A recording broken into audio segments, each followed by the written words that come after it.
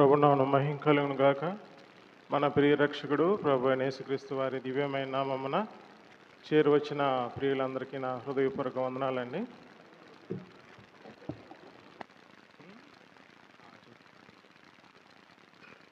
దేవుడు మహాకృపను బట్టి మనల్ని ఎంతగానో ప్రేమించి దినదినము మన యొక్క ఆయుష్కాలాన్ని పొడిగిస్తూ ఆయన సన్నిధానంలో నిలిచి జీవించే భాగ్యాన్ని, ఆరాధించే కృపను మనకు దేవుడు అనుగ్రహిస్తున్నాడు. అందును బట్టి దేవునికి స్తోత్రములు.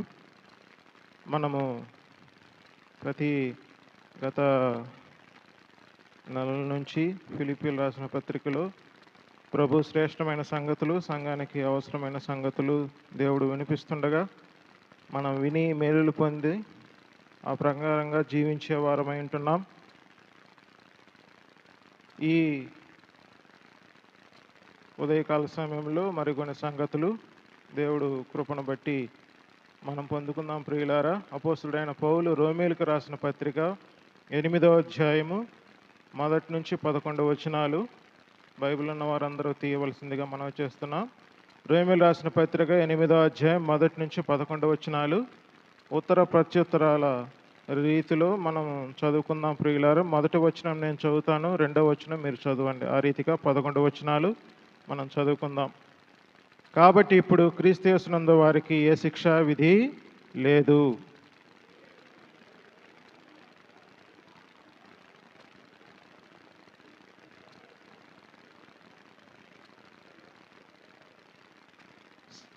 శరీరమును అనుసరింపక ఆత్మ అనుసరించియే నడుచుకొనుచు మన యందు ధర్మశాస్త్ర సంబంధమైన నీతి విధి నెరవేర్చబడవలనని పాప పరిహారము నిమిత్తము దేవుడు తన సొంత కుమారుని పాప శరీరాకారముతో పంపి ఆయన శరీరమందు పాపమునకు శిక్ష విధించెను.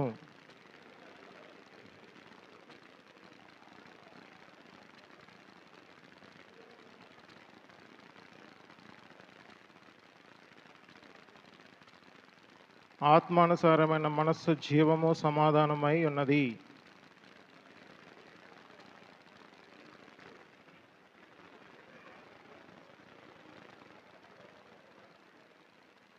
కాగా శరీర స్వభావం గలవారు దేవుని సంతోషపరచనేరరు.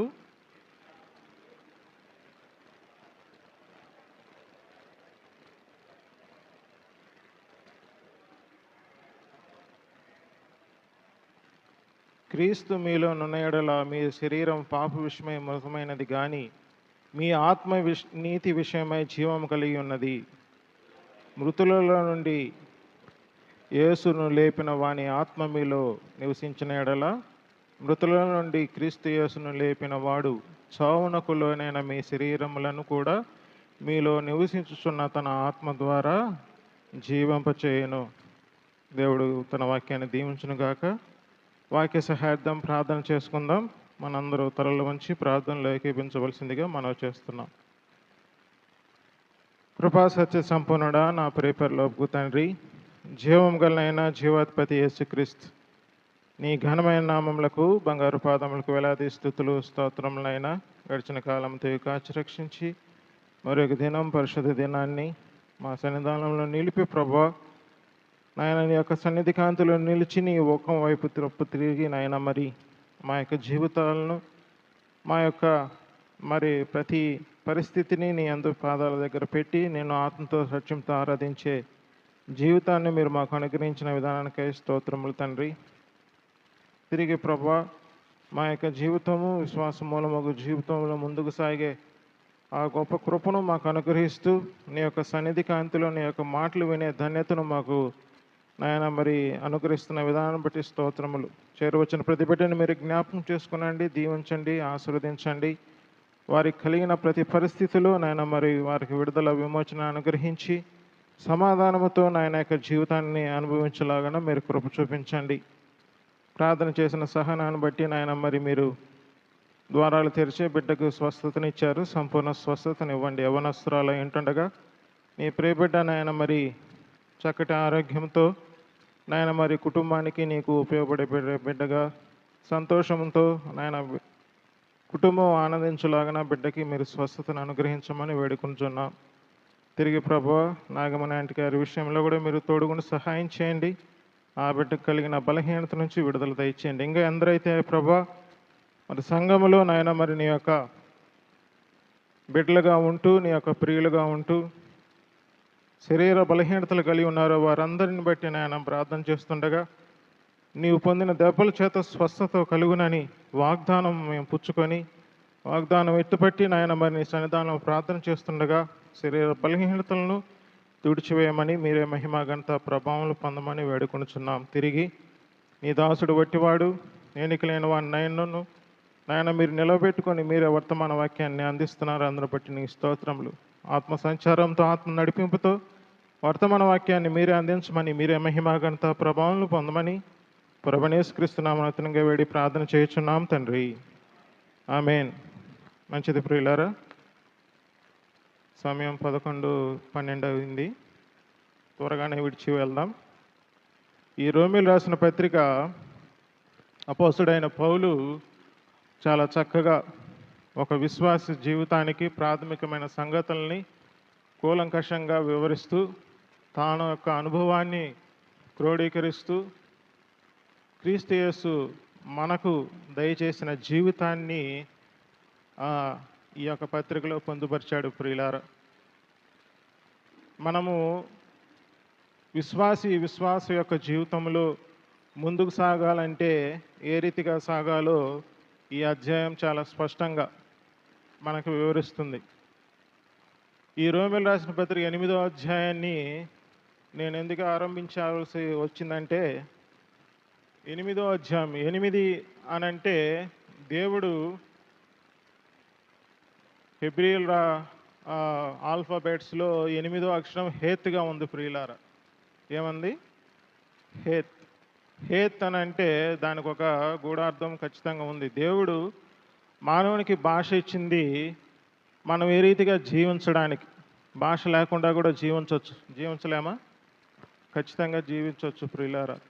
కానీ దేవుడు మానవునికి భాష ఇచ్చింది మొట్టమొదట ఆయన్ని స్తుతించడానికి, తర్వాత వినిన సంగతులను బట్టి మనం జీవించి ఆ రీతిగా పలకడానికి. ఎందుకంటే జీవితం అనేది పలికే విషయంలోనే ఉంది ప్రియులారా.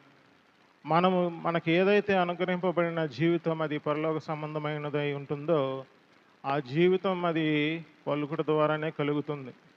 పలుకుట ఎలా కలుగుతుందంటే విశ్వాసం ద్వారా కలుగుతుంది ప్రియులారా. విశ్వాసం ద్వారా వినిన సంగతుల్ని మనం పలుకుట ద్వారానే కలుగుతుంది.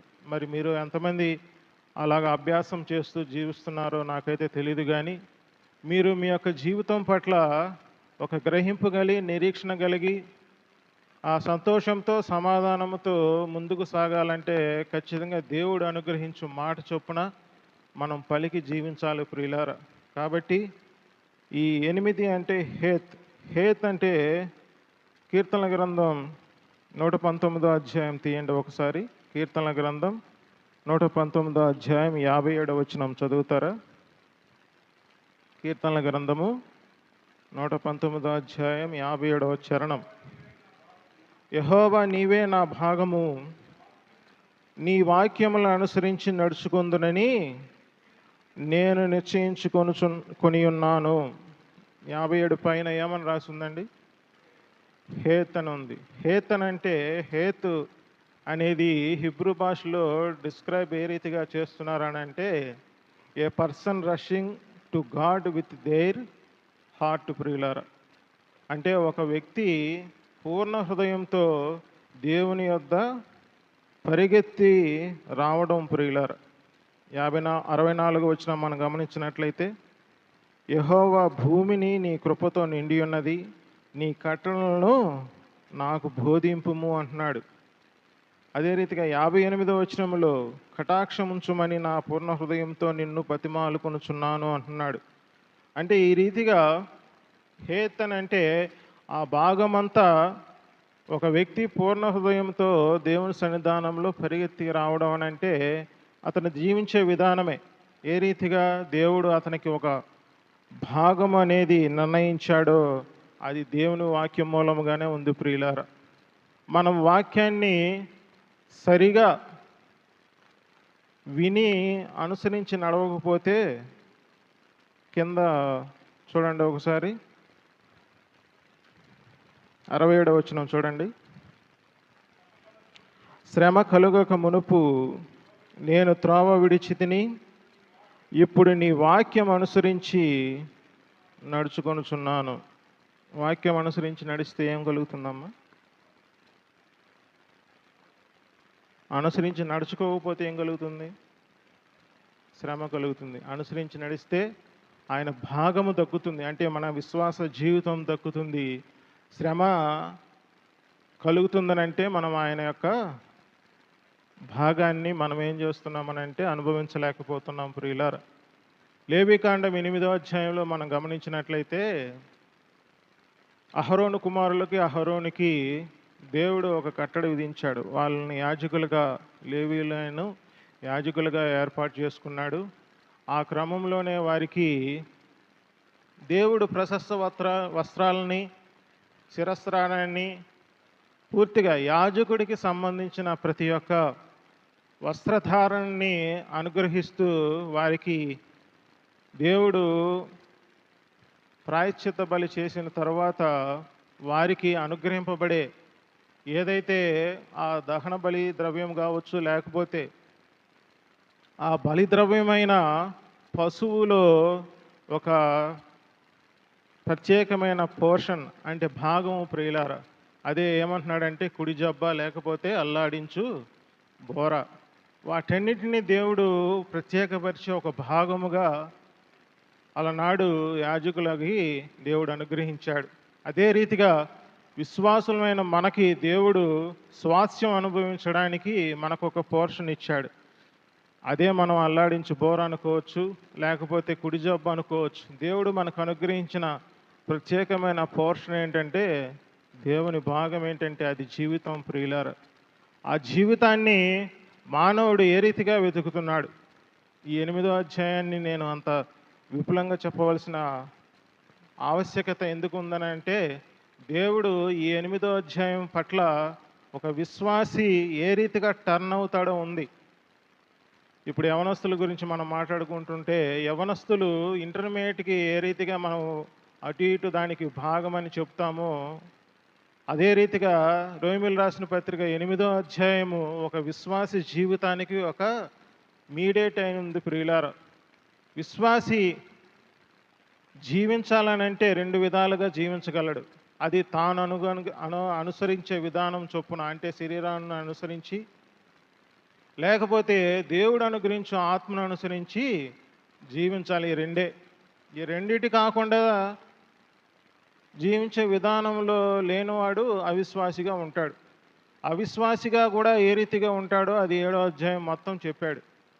ఒక అవిశ్వాసి లోనున్న జరగవలసిన ప్రతి పరిస్థితి కూడా 7వ అధ్యాయం చెప్తుంది ప్రియులారా. మీరు రోమిలు రాసిన పత్రిక ఎంతమంది చదివారో నాకు తెలియదు, నేను గత కాలంలో కూడా బాగా చెప్పాను.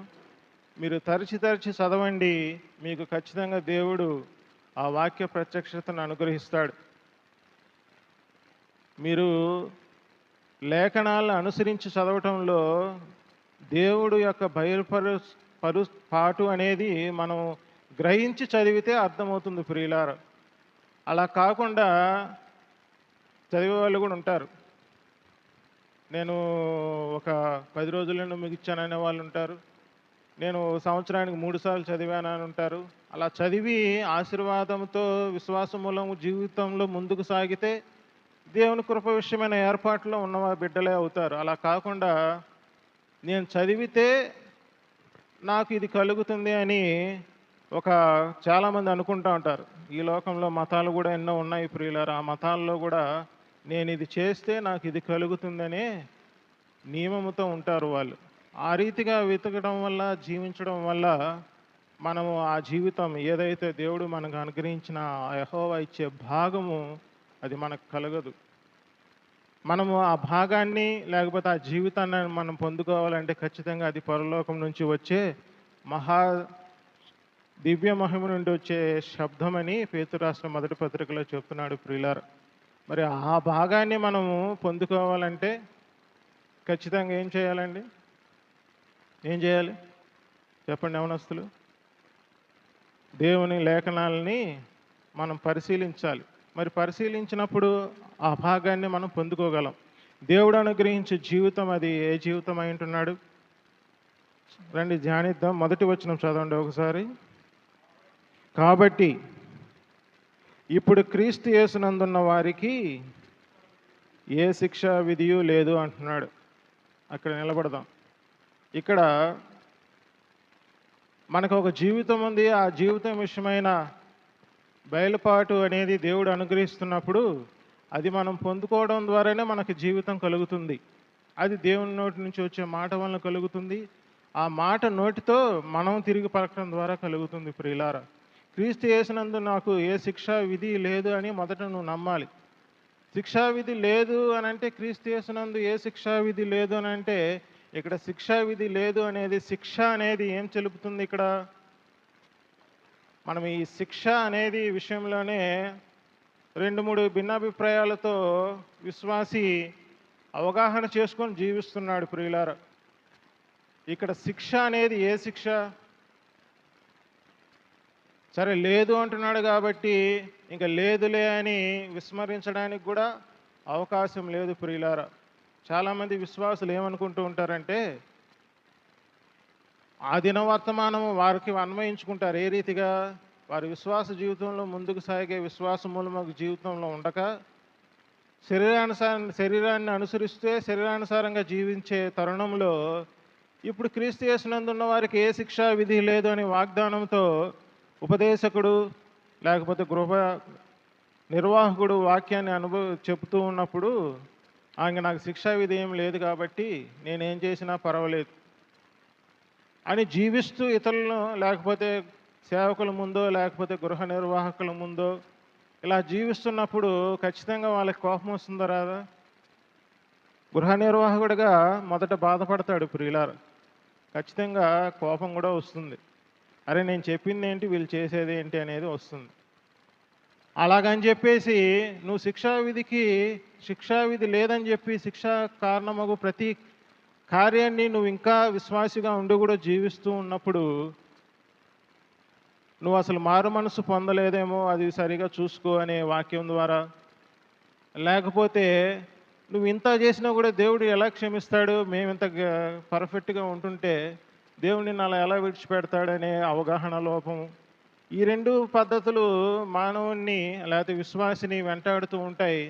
ఆ మీమాంసలోనే దేవుడు బయలుపరిచే విధానం ప్రతి మానవునికి లేకపోతే విశ్వాసికి అర్థం కాదు. ప్రియులారు, మొదట మనము అంగీకరించవలసిన విశ్వాసము అది మారు మనసుకు సంబంధించినదై ఉన్నది. అంటే సువార్త నమ్మడమే మారు మనసు. ప్రియులారా, ఇప్పుడు ఒక అవిశ్వాసి దేవుని చెంతకు రావాలనుకున్నాడు. నేను మారు మనసు పొంది బాప్తిసం తీసుకొని క్రీస్తులో జీవించాలని అనుకుంటున్నాను. నేను జీవించిన జీవితం అంతా కూడా నాకు వ్యర్థమనే అర్థమైంది కాబట్టి నేను మారు మనసు పొందుతాను అని చెప్పి మారు మనసు విషయమైన ఒప్పుకోలు సంఘంలో చేశాడు అనుకోండి. వెంటనే నిన్న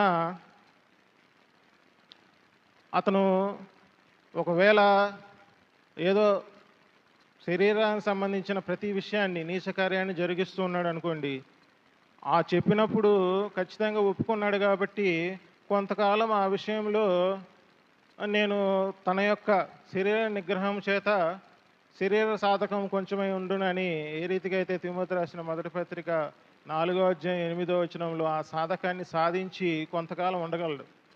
ఆ తర్వాత తను పొందిన మారు మనసు విషయమైన సరైన అవగాహన లేకపోతే ఖచ్చితంగా ఏం చేస్తాడండి?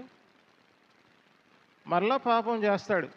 ఒక విశ్వాసి బాప్తీసం తీసుకున్నా కూడా పాపం చేస్తున్నాడంటే దాని అర్థం ఏంటి? తాను ఏ రీతిగా అయితే జీవించాలో ఆ జీవితం జీవించకపోవడమే. ప్రియులారా, కాబట్టి పాపం చేసే విషయంలో అవిశ్వాసి కానీ విశ్వాసి కానీ ఒకసారి తాను నిర్ణయించిన ఏదైతే ఉందో ఆ నిర్ణయించిన విధానాన్ని, స్థితిని నమ్మి అనుసరించకపోవడం ద్వారా జరుగుతుంది. ప్రియులారా, కాబట్టి ఒక అవిశ్వాసి ఆ రీతిగా జరిగి కేవలం సువార్త నమ్మడం అనేదే మారు మనసుగా తీసుకుంటే ఆ తర్వాత జరిగే తనలో కలిగే ప్రతి పరిపూర్ణత లేకపోతే సర్వసంపూర్ణత అనేది విశ్వాసం ద్వారా కలిగేది ప్రియులారా. ఆ విషయంలోనే మానవుడు లేకపోతే విశ్వాసి లోపం కలిగి ఉన్నాడు, అవగాహన లోపం కలిగి ఉన్నాడు. మనం లూకా సువార్త 18వ అధ్యాయంలో అతను ఒక యవనస్తుడు, అతడు యూదుడిగా ఉండి ఆ ఆజ్ఞలన్నీ నేను నేను పాటిస్తున్నాను అనే క్రమంలో భ్రమలో ఉండి, నేను ఇంకా ఏమైనా చేయడానికి కొదువుగా ఉన్నదా, నాకు నిత్య జీవరాజ్యానికి నేను ఏ రీతిగా పొందాలంటే ఏం చేయాలని అన్నప్పుడు దేవుడు పదాజ్ఞలు ఇస్తాడు. అతను సిరికి, అధికారానికి, లేకపోతే తాను ధనాన్ని ప్రేమిస్తున్నాడు కనుక అతను ఏం చేశాడు, ఆటోమేటిక్గా హృదయంలో నొచ్చుకొని వెళ్ళిపోయాడు. కానీ 19వ అధ్యాయంలో మనం గమనించినట్లయితే దేవుణ్ణి చూడవచ్చిన జక్కయ్య తాను దేవుని తన ఇంట్లో లేకపోతే తన హృదయంలో చేర్చుకోగానే తాను విశ్వాస జీవితంలో ఏ రీతిగా ఒక విశ్వాసికి కలగాలో ఆ కలిగే జీవితం అంతా తనలో మనం చూస్తున్నాం. అతనేమన్నా దేవుడు ఆ యవనస్తుడికి ఇచ్చిన ఆజ్ఞలుగా దేవుడు ఏమైనా ఇచ్చాడా? ఇవ్వలేదు ప్రియులారా. అవి కలగవలసినవి. ఇప్పుడు మనమైనా సరే ఈ 8వ అధ్యాయంలో మనం ధ్యానిస్తున్నట్లయితే ఒక విశ్వాసి శరీరానుసారంగా ప్రవర్తిస్తే కలిగేవేంటి, ఆత్మానుసారంగా ప్రవర్తిస్తే నడుచుకుంటే కలిగేవేంటో విశ్వాసికి తెలియాలి. ఒకప్పుడు మనం శరీరానికి రుణస్థులుగా ఉన్నాం కాబట్టి శరీర విషయంలో లేకపోతే పాప విషయంలో దాసులుగా ఉన్నాం. అదే 6వ అధ్యాయంలో చెప్తున్నారు.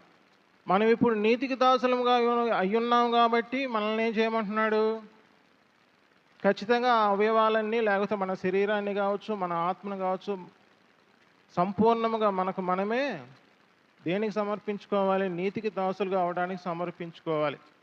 మరి విశ్వాసి ఒక విశ్వాసం ఉంచినప్పుడు ఏ రీతిగా తన రక్షణ విషయంలో విశ్వాసం ఉంచాడో జీవించే జీవితం విషయంలో ఆ విశ్వాసాన్నే పాటించాలి ప్రియులారా. తిరిగి మరలా మనకి ఎందుకు మునుపటి వలె శరీరానుసారంగా ప్రవర్తించే ప్రవర్తన ఎందుకు వస్తుంది అంటే దాని విషయంలో మనం అవగాహన లోపం కలిగి ఉన్నామని దాని అర్థం. లేకపోతే ఉపదేశకులు చెప్తుంటారు, మీరు ఇలా చేస్తే మీరు ఇలాగా పొందుకుంటారని, అంటే వారు కూడా అవగాహన లేకుండానే చెప్తున్నారని దాని అర్థం. ఇప్పుడు మనం ఈ శిక్షా విధి లేదు అని చెప్పిన ప్రక్రియలో అది ఇంగ్లీష్ టు ట్రాన్స్లేషన్ చేసుకుంటే మనకి క్లియర్గా అర్థమవుతుంది ప్రియులారా. ఇక్కడ 3 విషయాలు మనం అవగాహన లోపం కలిగి ఉన్నాం అనుకున్నాం కదా, ఆ ఒక్కదాని విషయంలో మనం చెప్పి ముగించుకుందాం. శిక్షా విధి అని అంటే ఇక్కడ చెప్పబడిన శిక్షా విధి కండమ్నేషన్ ప్రియులారా. కండమ్నేషన్కి శిక్ష అనే చెప్తాము. చాస్ట్నింగ్ అంటారు.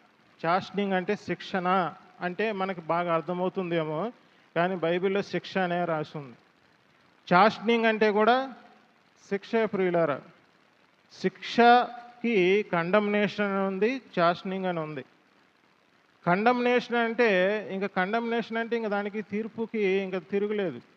అంటే ఒక విశ్వాసి శిక్షా విధికి కారణమయ్యాడనంటే, లేకపోతే విశ్వాసి కాదు ప్రియులారా, ఒక మనిషి శిక్షా విధికి కారణమయ్యాడనంటే అది జరిగిన తీర్పు, అది దాంట్లో మార్పు లేనిది. అది మనం యోహాను సువార్త 3వ అధ్యాయం 15వ వచనం నుంచి మనం గమనించగలం.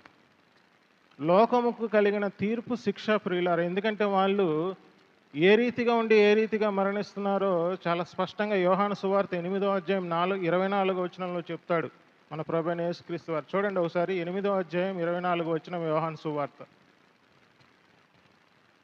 యోహాను సువార్త 8వ అధ్యాయం 24వ వచనం చదువుతారు. కాగా మీరు పాపంలోనే ఉండి మీరు చనిపోవుదురని నేను ఆయననని మీరు విశ్వసించని ఎడల మీరు పాపంలోనే ఉండి చనిపోవుదురని వారితో చెప్పాను. ఇప్పుడు ఒక మనిషి చనిపోతున్నాడు అని అంటే దేనికి కారణం?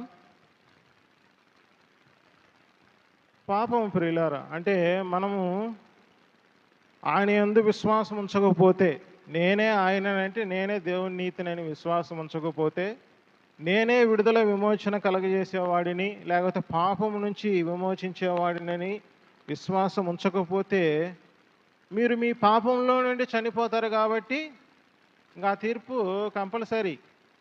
విశ్వాసం ఉంచిన వాడికే ఆ తీర్పు నుంచి విడుదల ప్రియులారా. అంటే ఆ మరణం నుంచి విడుదల.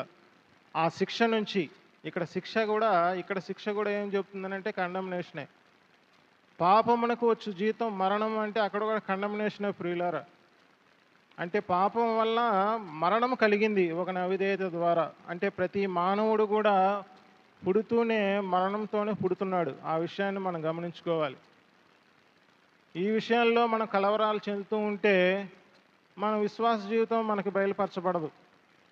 మనం ఏదైతే దేవుని యొక్క వాక్యము అది నిజమని నమ్మాలి. మొదట నమ్మితేనే దాంట్లో ఒకవేళ హృదయంలో ఏదైనా సందేహము ఉంటే నివృత్తి అవుతుంది. కానీ అహంకారముతో లేకపోతే దుర్నీతిని అనుసరించడం ద్వారా హృదయ కాఠిన్యం చేత దాన్ని మనం విసర్జించామనుకో క్రీస్తుని విసర్జించినట్లు అవుతుంది. అప్పుడు దేవుని మరమైన క్రీస్తు మనకి స్పష్టంగా బయలుపరచబడ్డాడు ప్రియులారా. కాబట్టి అది కలిగిన శిక్ష అక్కడ కూడా శిక్ష చెప్తున్నాడు. అంటే మరణము శిక్షణకి పాత్రమైంది ఖచ్చితంగా. ఆ శిక్ష ఏంటంటే దేవుడు పాపానికి శిక్ష విధించాలని చెప్పి శిక్ష విధించాడు. ఇప్పుడు మనం చదువుకున్న 5వ వచనంలో చెప్పినట్లు. కానీ మానవుడు ఏమనుకుంటున్నాడు? నన్ను శిక్షించాలి, దేవుడు నన్ను శిక్షిస్తాడేమో, ఆ శిక్ష లేదని హృదయంలో అనుకుంటూ ఉంటాడు. అలా అనుకుంటూనే మోసం చేసుకుంటూనే మనం భ్రమపరిచే ఆత్మచేత భ్రమపడుతూనే ఉంటాం ప్రియులారా. ఈ శిక్ష అనేది దేవుడు రెండవ మరణం గురించి చెప్తున్నాడు. ఒక విశ్వాసి క్రీస్తు యేసునందు విశ్వాసం ఉంచడం ద్వారా రెండవ మరణం తప్పించుకుంటాడు. ఈ రెండవ మరణాన్ని మరలా ఈ శిక్ష క్రీస్తు యేసు నందు ఉండడం ద్వారా శిక్షా విధి లేదు అంటున్నాడు. క్రీస్తు యేసు నందు ఉండడం ముఖ్యం అని మనం ఒకవేళ అలా ధ్యానించినట్లయితే అదే కరెక్ట్ అని అనుకుందాం. ఈ శిక్ష కండమ్నేషన్ కదా. మరి కండమ్నేషన్ అన్నప్పుడు అది శాశ్వత మరణం. ఆ శాశ్వత మరణం నుంచి తీసివేయడానికి నువ్వు నేనేం చేయగలం చెప్పండి? ఒక పాపము నుంచి ఒక మానవుడు విమోచింపబడాలంటే ఖచ్చితంగా క్రీస్తు మరణం అవసరమై ఉంది, క్రీస్తు రక్తం అవసరమైంది, ఆయన కృప అవసరమై ఉంది. ఎందుకంటే ఆయన కృప ద్వారానే, ఆయన విమోచనం ద్వారానే మనం విమోచింపబడ్డాం, నీతిమంతులం అయ్యాం. కాబట్టి ఇక్కడ శిక్ష కండమ్నేషన్ కదా. మరి ఇంకా దానికి వేరొక ఏర్పాటు ఉండకూడదు. ఏర్పాటు ఉంది అని అంటే ఖచ్చితంగా క్రీస్తు మరణం ద్వారా. ఎందుకంటే మనం చేసుకునేది కాదని స్పష్టమైంది. మరి అది మరలా మనం పోగొట్టుకున్నామని అంటే నీ చేతుల్లో ఉంటే, నీ చేతుల్లోనే నీ మరణము, నీ యొక్క జీవము ఉంటే ఆ పక్షంగా క్రీస్తు చనిపోవడం ఎందుకని చెప్పి అంటున్నాడు కదా గలతీయులకు రాసిన పత్రిక 3వ అధ్యాయం 21వ వచనంలో. కాబట్టి ఈ శిక్ష అనేది ఏ రీతిగా కలిగింది, ఏ రీతిగా దేవుడు మనల్ని విమోచించాడు, శిక్షావిధి లేకుండా చేశాడు అనేది ఒక పుణ్యకార్యం ద్వారానే జరిగింది ప్రియులారా. ఆ పుణ్యకార్యము నువ్వు మార్చేది కాదు, నేను మార్చేది కాదు. మరి అలాగని చెప్పి నేను శిక్షావిధి లేదు కనుక మన ఇష్టం వచ్చినట్టు ప్రవర్తించినట్లయితే ఎలాగా? అదే 2వ అధ్యాయం నుంచి 39వ వచనం వరకు దేవుడు మనకి ఇచ్చిన జీవితం ప్రియులారా. ఒకవేళ ఆ రీతిగా హృదయ కాఠిన్యత చేత లేకపోతే ధర్మ విరోధ సంబంధమైన ఆత్మచేత భ్రమపరచబడి విశ్వాసిని ఎప్పుడూ కూడా తన కుయుక్తి చేత మనిషిని ఆడించుకుంటూ ఉంటాడు. ఆ రీతిగా మనం భ్రమపరచకుండా ఉండడం కోసమే ఆ 2వ అధ్యాయం 2వ వచనం నుంచి 39 వచనాలు. ఇది 8వ అధ్యాయం నిరీక్షణతో ఆరంభించబడి 37వ వచనంలో అత్యధిక విజయంతో ముగించబడుతుంది ప్రియులారా ఈ అధ్యాయం. కాబట్టి ఈ అధ్యాయాన్ని బాగా మనం అర్థం చేసుకుంటే మనకు ఖచ్చితంగా సత్యం బోధపడుతుంది. సత్యాన్ని అనుసరించి నడిచే విధానము ఆత్మను అనుసరించి నడచడంలోనే ఉంది ప్రియులారా. కాబట్టి 2వ వచనం మరొకసారి చదువుకున్నాం చూడండి. 2వ వచనం చూడండి. 2వ వచనం 8వ అధ్యాయం 2వ వచనం అన్నా, క్రీస్తు యేసునందు జీవమునిచ్చు ఆత్మ యొక్క నియమము పాప మరణముల నియమము నుండి నన్ను విడిపించెను. ఎట్లనగా ధర్మశాస్త్రము దేనిని చేయజాలకపోయెనో దాడిని దేవుడు చేశాను. ఇక్కడ ధర్మశాస్త్రం అంటే ఏ ధర్మశాస్త్రం? దేవుని వాక్యమైన ధర్మశాస్త్రమా, విధిరూపకమైన ఆజ్ఞగల ధర్మశాస్త్రమా ప్రియులారా?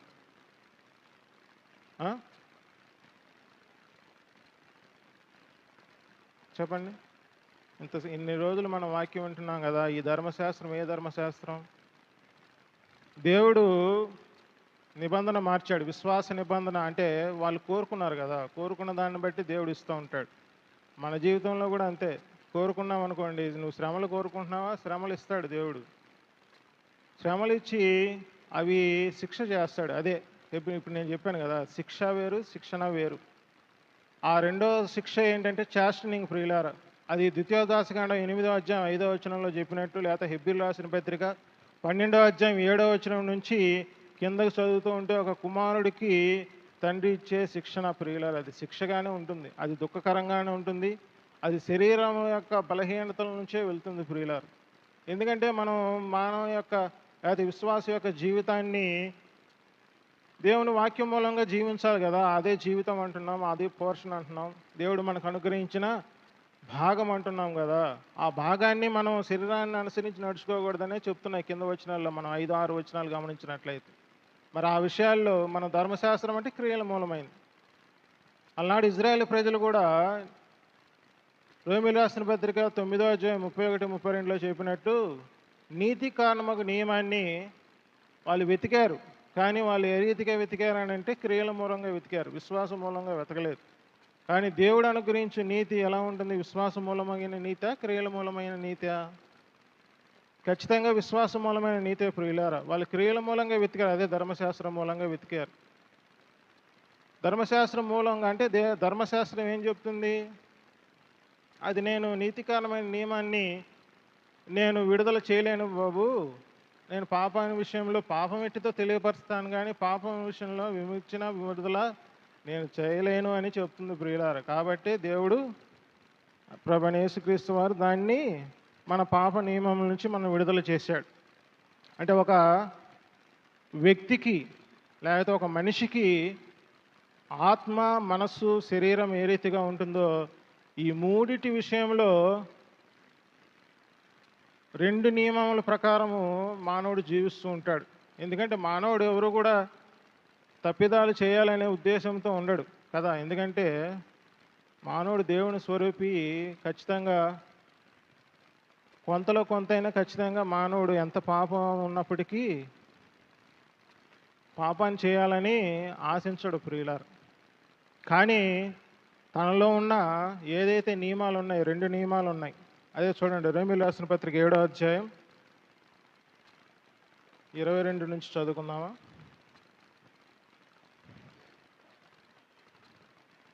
రోమీయులకు రాసిన పత్రిక 7వ అధ్యాయం 22. అంతరంగ పురుషుని బట్టి దేవుని ధర్మశాస్త్రమునందు నేను ఆనందించుచున్నాను, కానీ వేరొక నియమము నా అవయములలో ఉన్నట్టు నాకు కనబడుచున్నది. అది నా మనసునందున్న ధర్మశాస్త్రంతో పోరాడుచు నా అవయములలో ఉన్న పాప నియమమునకు నన్ను చెరపట్టి లోబర్చుకొనుచున్నది. అయ్యో, నేనెంత దౌర్భాగ్యుడను!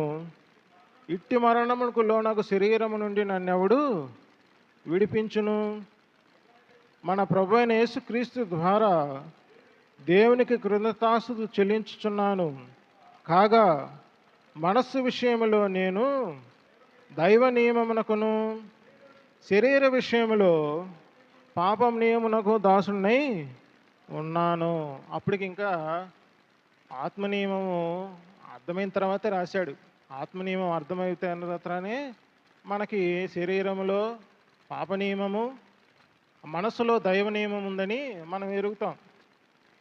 కాబట్టి ఆత్మ నియమం ఎరిగితేనే ఈ 2 బయలుపరచబడతాయి. అంటే మనం మునుపు చేసినవి, నేను ఈ రాంగ్ చేశానా, అరే నేను ఎంత దౌర్భాగ్యుడు అనే మాట అనుకోవాల్సి వస్తుంది ప్రతి విశ్వాసి కూడా. కాబట్టి ఆత్మలో నివసించే ఆత్మ నియమం అర్థమైతేనే మానవుడిలో నివసించే ఈ 3 విషయాల్లో, శరీరంలో పాప నియమం ఉంది, మనసు నియమం ఉంది. మనసులో పెట్టుకుని మనం పాపం చేయకూడదని ట్రై చేస్తున్నాం కదా, అదే ధర్మశాస్త్రం ప్రియులారా. మనం ఏదైతే ట్రై చేస్తున్నామో ఆ నియమం ఉంది. ఈ దైవ నియమం ఏం చేస్తుంది? పాపం అనేది ఎట్టి తెలుపుతుంది మాత్రమే కాదు, శరీరంతో యాక్టివేట్ చేయాలి. కాబట్టి ఖచ్చితంగా శరీరంతో ఆచరించాలి. అప్పుడు ఏమవుతుంది? మన శరీరంతో ఏమి ఆచరించినా కూడా, ఇప్పుడు విశ్వాసులమైన మనము కూడా శరీరంతో ఏమి ఆచరించాలన్నా కూడా శరీరం యాక్టివేట్ అవుతుంది. శరీరంలో ఉన్న పాప నియమం యాక్టివేట్ అవుతుంది ప్రియులారా. కాబట్టి ఆత్మ నియమాన్ని మనం అనుసరించాలి. ఆత్మ నియమాన్ని అనుసరిస్తే మనస్సులో మన మనస్సులో ఆత్మ నియమం అనుసరిస్తే శరీరంలో మేనిఫెస్ట్ అయ్యేవి శరీర కార్యాలు కాదు, ఆత్మను అనుసరించే కార్యాలు, ఆత్మ సంబంధమైన కార్యాలు ప్రియులారా. మన శరీరం ద్వారా మనసును యాక్టివేట్ చేయాలనుకున్నాం అనుకో, అప్పుడు దైవ నియమం యాక్టివేట్ అవుతుంది. దైవ నియమం మనల్ని విడిపించలేదు. ఆ విషయాన్ని స్పష్టంగా దేవుడు అన్యజనులైన మనకు పౌలు భక్తుడి ద్వారా మనకి అనుగ్రహించాడు ప్రియులారా. ఎందుకంటే నేడు అనబడే కాలంలో ఇజ్రాయెల్ని దేవుడు కొంతకాలము వాళ్ళకి అవిధేయతని లేకపోతే భక్తిహీనతనిచ్చాడు దేవుడు. ఎందుకంటే అన్యజనులైన మనము రక్షింపబడడానికి.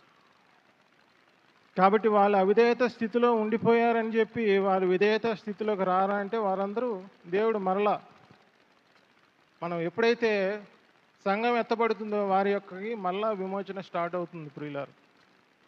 కాబట్టి నేడనే కాలంలో మనం జీవించవలసిన విధానాన్ని దేవుడు మనకు నేర్పిస్తున్నాడు. సంఘము ద్వారా వారికి కూడా నేర్పిస్తున్నాడు ప్రియులారు. కాబట్టి సంఘము ద్వారా ఏర్పాటు చేసిన సువార్త ఆ సంఘం ద్వారానే ప్రబలమై వారికి కూడా నీతికి కారణమైన నియమముగా వాళ్ళు అనుసరించే విధానాన్ని దేవుడు మన ముందుంచాడు, మన యందుంచాడు ప్రియులారా. కాబట్టి మనల్ని ఎంత దేవుడు ప్రేమించాడో చూడండి.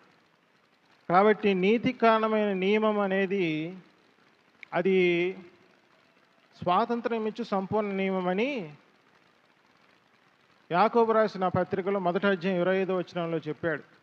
అదే 8వ అధ్యాయం 2వ వచనంలో ఆత్మ యొక్క నియమం అని చెప్తున్నాడు ప్రియులారా. ఈ స్వాతంత్రం ఇచ్చి సంపూర్ణమైన నియమము మనం వేగు చూసినా లేకపోతే వేగు చూసిన తర్వాత భ్రమపరిచబడే ఆత్మచేత ఎవరైతే అబద్ధ బోధల ద్వారా మనం ట్రన్నపైన మరలా ఈ 2 నియమాలు మనం యాక్టివేట్ చేసుకుంటాం. అప్పుడు ఆటోమేటిక్గా మనం ఆత్మ యొక్క నియమాన్ని అనుసరించిన వారముగానే ఉంటాం. ఆ విషయాన్ని స్పష్టంగా మనం తెలుసుకోవాలి. ఈ స్పష్టత వచ్చినప్పుడే మనము మంచి చెడులను వివేచించే జ్ఞానం మనకు కలుగుతుంది. ఏ మంచి చెడు? వాళ్ళు తిన్న మంచి చెడులు కాదు, అది మానవుని మంచితనం. ఈ మంచి మేలు కీడులు అన్నమాట. మేలు కీడులు వివేచించే జ్ఞానం మనకు కలుగుతుంది. మేలేంటి? ఆత్మను అనుసరించడం ద్వారా వచ్చేది. కీడేంటి? శరీరాన్ని అనుసరించడం ద్వారా వచ్చేది. శరీరాన్ని అనుసరిస్తే శరీర కార్యాలు మేనిఫెస్ట్ అవుతాయి మన శరీరంలో. మనం ఆత్మ నియమాన్ని ఆత్మను అనుసరిస్తే మన శరీరంలో ఆత్మకార్యాలు దేవుడు సత్కార్యాలు మేనిఫెస్ట్ అవుతాయి. తద్వారా మనం పాపం చేయం ప్రియులారా. ఇక్కడ అల్టిమేట్గా మనం తెలుసుకోవాల్సింది ఏంటంటే విశ్వాసి పాపం చేయకుండా విశ్వాస జీవితంలో జీవించాలని దేవుడు ఏర్పాటు చేసిన భాగం అది. ఆ భాగాన్ని దేవుడు అంత సునాయాసంగా దేవుడు విడిచిపెట్టేవాడు కాదు. ఎందుకంటే శరీరంతో ఆచరించే ప్రతి బలహీనత మానవుణ్ణి మరణమే చేస్తుంది.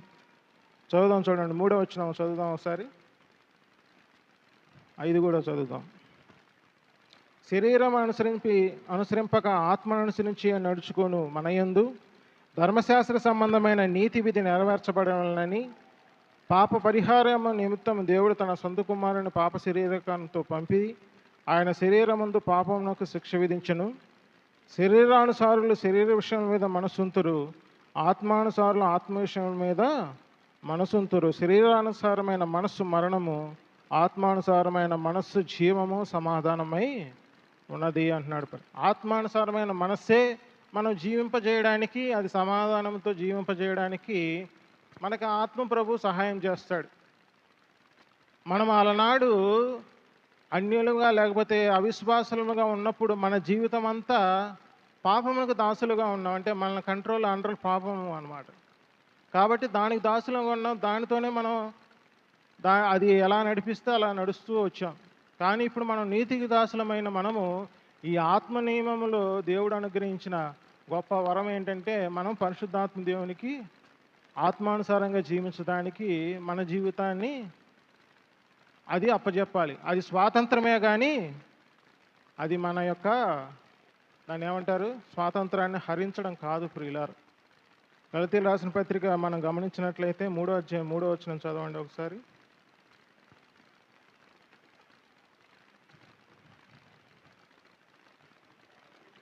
మీరెంత అవివేకులైతిరా, ఆ! ఆ! అవివేకత్వం ఎలా బయలుపరచబడుతుందో చూడండి. మనము ఆత్మానుసారంగా జీవించాల్సిన మనము శరీరానుసారంగా జీవిస్తే, శరీరానుసారంగా పరిపూర్ణం అవ్వాలని అనుకుంటే అది ఎంత అవివేకతనం అవుతుంది. మనం ఆత్మానుసారంగా జీవించడానికి ఆత్మానుసారంగా ప్రవర్తించాలి.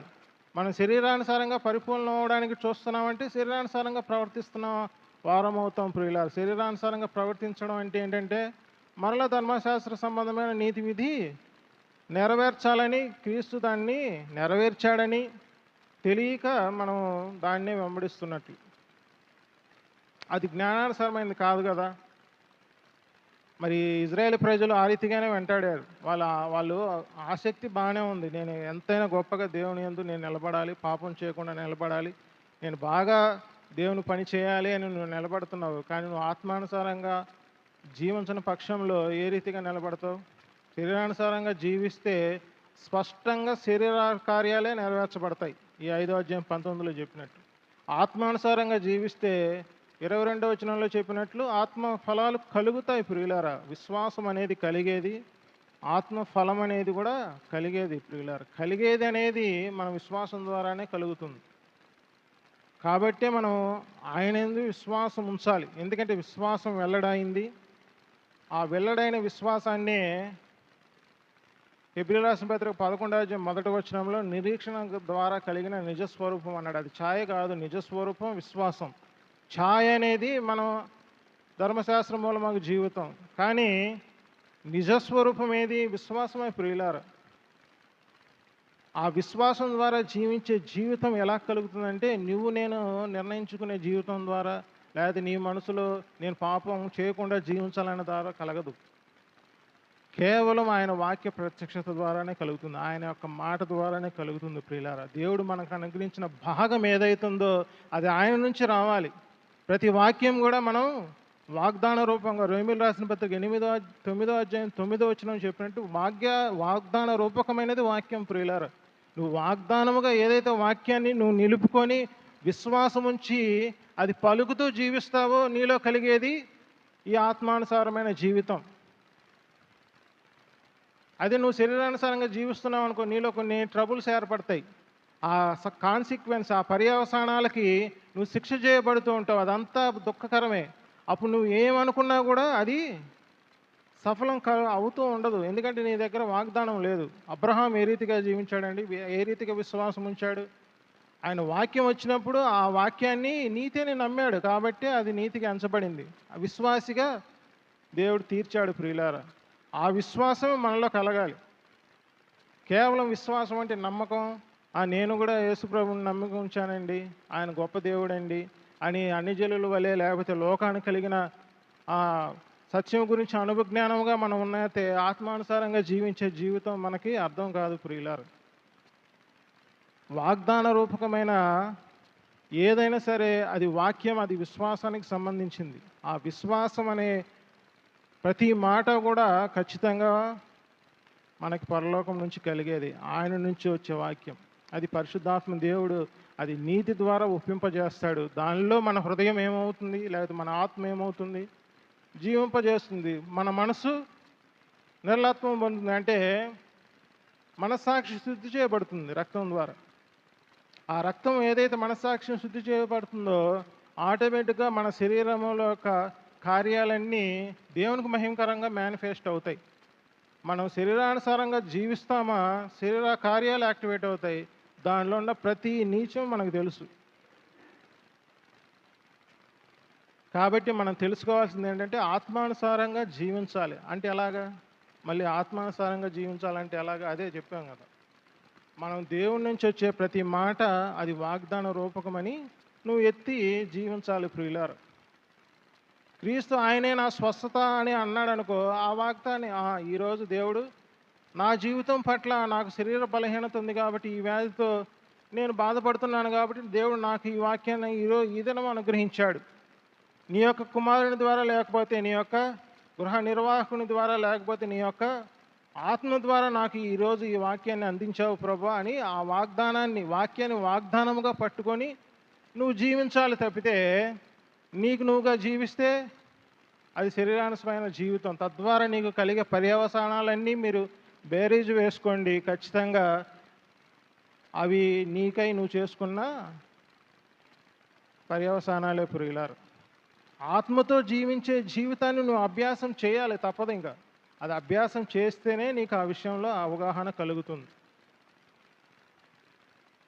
ఆత్మలో మనకి పాపం చేయని బీజం ఉంది, కానీ శరీరంలో మేనిఫెస్ట్ అవ్వాలంటే ఆత్మానుసారంగా జీవించాలి ప్రియులారా. ఆ విషయాన్ని మీరు తెలుసుకోవాలి. 11వ వచనం చదివి ముగించుకుందాం, చూడండి ఒకసారి. రోమీయులకు రాసిన పత్రిక 8వ అధ్యాయం 11వ వచనం. మృతులలో నుండి యేసును లేపిన వాని ఆత్మ మీలో నివసించిన ఎడల అన్న మృతులలో నుండి క్రీస్తు యేసును లేపిన వాడు చావునకు లోనైన మీ శరీరములను కూడా మీలో నివసించుచున్న తన ఆత్మ ద్వారానే జీవింపచేయను. ఇప్పుడు మనము చావుకు లోనైన శరీరంలో ఉన్నామా లేదా? ఆ విషయాన్ని స్పష్టం చేయండి. విశ్వాసి కావచ్చు, ప్రతి మానవుడు కావచ్చు. సరే, ఇప్పుడు మనం విశ్వాస జీవితం గురించి మాట్లాడుకుంటున్నాం కాబట్టి విశ్వాసులమైన మనము చావుకు లోనైన శరీరంలో ఉన్నామా, చావుకు లోని కాని శరీరంలో ఉన్నామా? Very good. ఇంకా డౌట్లు ఏమైనా ఉన్నాయా? చావుకు లోనైన శరీరంలోనే ఉన్నాం కాబట్టే మనకి జీవించవలసిన జీవితం అవసరం. ఒకనాడు వస్తుంది, ఇదే 8వ అధ్యాయంలో చెప్తాడు, మనము ఆ విమోచన దినం కొరకు ఎదురు చూస్తున్నాం. మన జీవితం, మన శరీరము చావుకు లోనైనది కాకుండా విమోచించి మన దేహ విమోచన దినం ఒకటి ఉంది ప్రియులారా. అప్పుడు మన జీవితంలో, మన శరీరంలో చావునకు లోనైన శరీరముగా ఉండవు, అవి మార్చబడతాయి. అంతకాలము కూడా మనం జీవించాలని అంటే అప్పుడే కదా మనం జీవించడానికి మనకు ప్రతిఫలం. చావుకు లోనైన శరీరంలోనే నువ్వు శరీరాన్ని చంపి ఆత్మ విషయంలో జీవించడం ద్వారా నీకు కలిగే మేలు, అదే స్వాస్థ్యం ప్రియులారు. ఆ జీవితం కొరకే దేవుడు మనల్ని ఇక్కడ ఉంచాడు. నువ్వు ఏదైతే స్వాస్థ్యాన్ని పొందుకోవాలనుకుంటున్నావో ఆ స్వాస్థ్యం అంతా సంపాదించుకోవాల్సింది ఇక్కడే. పరలోక రాజ్యంలోకి వెళ్ళిన తర్వాత అన్నీ నువ్వు మేలులే, బహుమానాలే ప్రియులారు.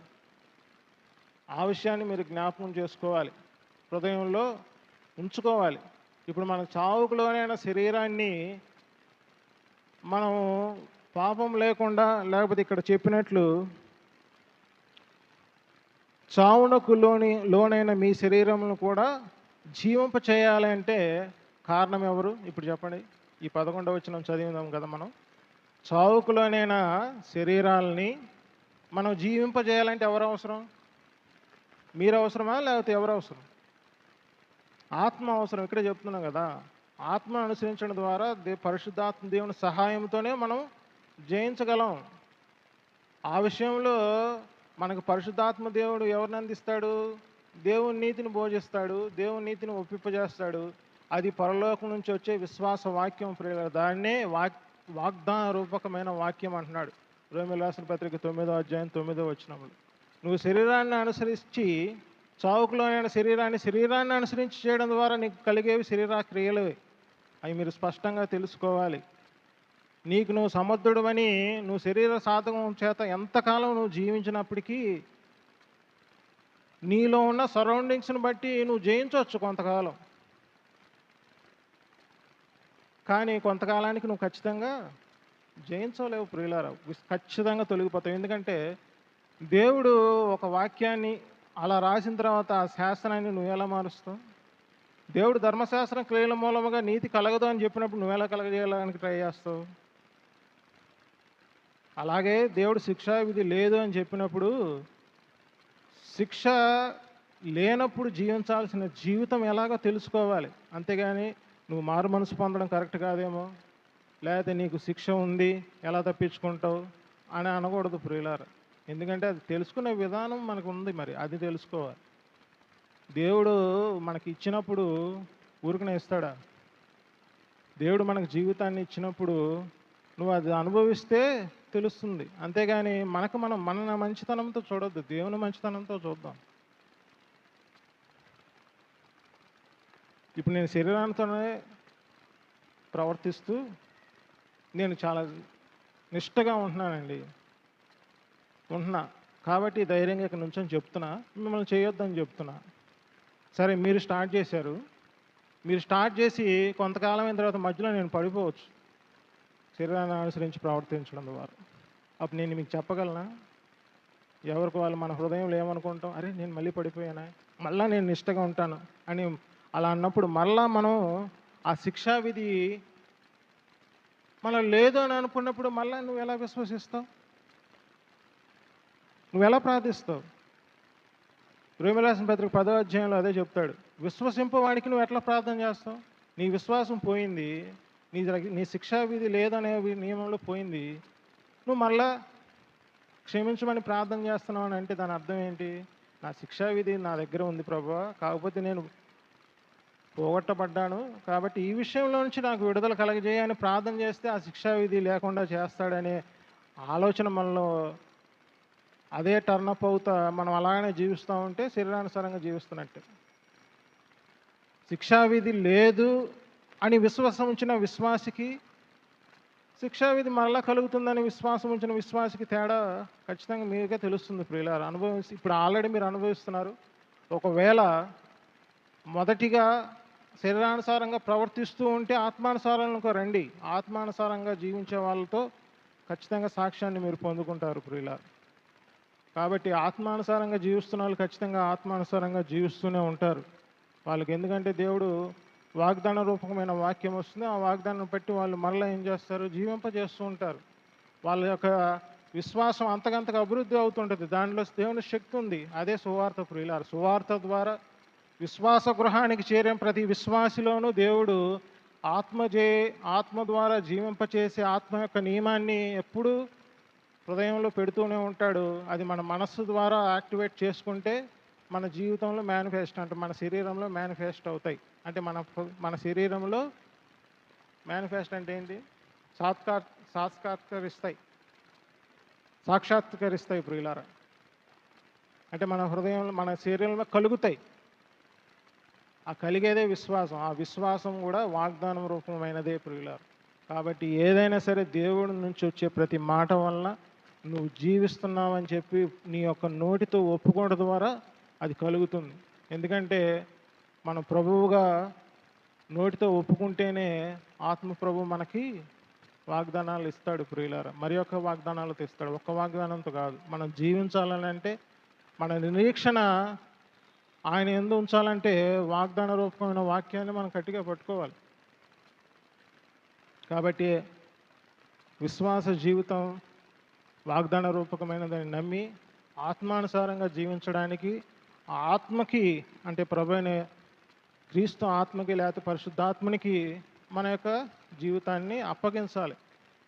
శరీరానికి అప్పగిస్తే శరీర క్రియలు మేనిఫెస్ట్ అవుతాయి, ఆత్మకు అప్పచెపితే అది స్వాతంత్రమే కానీ అది బానిసత్వం కాదు ప్రియులారా. కాబట్టి మనమందరం కూడా ఆత్మానుసారంగా జీవించే విధానానికి మనము అభ్యాసం చేసినప్పుడే మనం ఆత్మానుసారంగా జీవిస్తాం. అంతకు మించి నువ్వు ఏం ఆలోచించినా అది నీ స్వనీతే. రాసి పెట్టుకోండి, మీ స్వనీతితోనే మీరు మీ యొక్క శరీరాన్ని లేకపోతే మీ యొక్క జీవితాన్ని నడిపిస్తున్నట్టు ప్రియులారా. దేవుడు తన వాక్యాన్ని దీవించిన చిన్న ప్రార్థన చేస్తాం. అందరి తలలో ఉంచండి, ప్రార్థనలు ఏకీభవించండి. మమ్మల్ని మిక్కిలిగా ప్రేమించిన మా ప్రియ పరలోకపు తండ్రి, జీవముగలనైన జీవాధిపతి యేసుక్రీస్తు నీ ఘనమైన నామములకు వేల స్తోత్రములు తండ్రి. ఇంతవరకు నీ యొక్క వాక్యాన్ని నాయన మాకు వినిపింపజేసినందుకు నీకు వేల స్తోత్రములు. ఆత్మ నడిపింపుతో ఆత్మానుభవంతో మీరు మాకు అనుగ్రహించిన వర్తమాన వాక్యాన్ని బట్టి నీకు వేల స్తోత్రములు తండ్రి.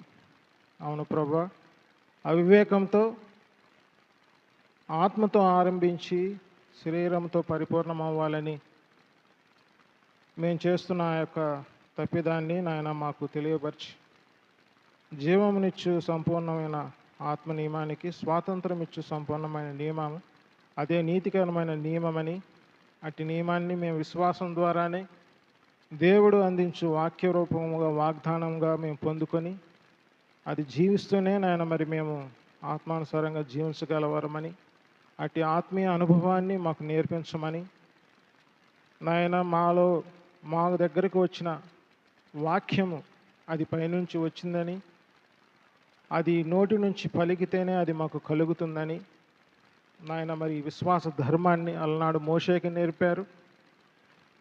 ఈ దినము పరిశుద్ధాత్మ ద్వారా సంఘానికి కూడా నేర్పిస్తున్నారు ప్రభువా. అటు ఆత్మానుసారమైన జీవితాన్ని, ఆత్మను అనుసరించే జీవితాన్ని మీరు మాకు అదొక పోర్షన్ అని, అది ప్రత్యేకించమైన ఆయన భాగమని మీరు మాకు తెలియపరిచారు. అలనాడు ఇజ్రాయేల్ ప్రజలకు ఏ రీతిగా అయితే రాజులైన యాజక సమూహంగా యాజకులైన వారికి నాయన మరి అల్లాడించు బోరని, కుడి జబ్బని ఏ రీతిగా అయితే అందించారో, ఈనాడు నాయన మమ్మల్ని రాజులైన యాజక సమూహముగా చేసుకొని మాకు అనుగ్రహించే ఆ యొక్క గొప్ప భాగాన్ని మేము విశ్వాసం ద్వారా, ఆత్మను అనుసరించడం ద్వారా పొందుకొనటానికి మీరు కృప చూపించమని, మాలో ఉన్న ఏ శరీర బలహీనత కూడా నాయన విశ్రాంతిని అనుభవించే జీవితంలో నడిపిస్తున్న మమ్మలను, స్వాస్థ్యంలో అడుగుపెట్టి నడిపిస్తున్న మమ్మలను, శరీర క్రియలను చంపుడు ద్వారా అలనాడు నాయన ఇజ్రాయేల్ ప్రజలకు ఏ రీతిగా అయితే నిర్గమాకాండం 17వ అధ్యాయంలో వారు రెఫీదులోకి చేరగానే అమాలేకులను నిర్మూలం చేయమని చెప్పారు. అదే ద్వితీయోపదేశకాండం 25వ అధ్యాయంలో ఆఖరి వచనంలో స్వాస్థ్యంలో అడుగుపెట్టిన వెంటనే అమాలేకులను చంపమన్నారు. అవును తండ్రి, శరీర సంబంధమైన అన్ని జనులు నాయన వారు దయ్యములకు పాత్రులు, వారు మొలెకు దేవతను నాయన మరి వారు ఆధారం చేసుకొని నాయన మరి విగ్రహాలను చేసే అన్ని జనులకు నిత్య నాశనమే అని అలనాడు నాయన మరి మీరు వాగ్దాన రూపంగా దేవోక్తి పలికినట్లు మానవులు కూడా నాయన మరి మీరు వాగ్దాన రూపంగా ఈ దినం వాక్యాన్ని పలికారు నాయన. అవును ప్రభు, మా యొక్క శరీరాన్ని నాయన మరి మేము చంపి చావునకు లోనైన శరీరాన్ని మేము జీవింపచే ఆత్మ ద్వారా మా యొక్క శరీరాలను జీవింప చేసుకునడానికి నాయన మీరు అందించిన వర్తమాన వాక్యానికే నీకు స్తోత్రాలు, కృతజ్ఞతాస్తుతులు చెల్లిస్తూ ఆ రీతిగా సంఘంలో నిలబెట్టబడిన ప్రతి బిడ్డకు నాయన మరి దయచేయమని, మీరే మహిమ ఘనత ప్రభావాలు పొందమని ప్రభువైన యేసుక్రీస్తు నామమున వేడి ప్రార్థన చేయుచున్నాం తండ్రి. ఆమేన్. ఆమేన్. అందరికీ వందనాలు.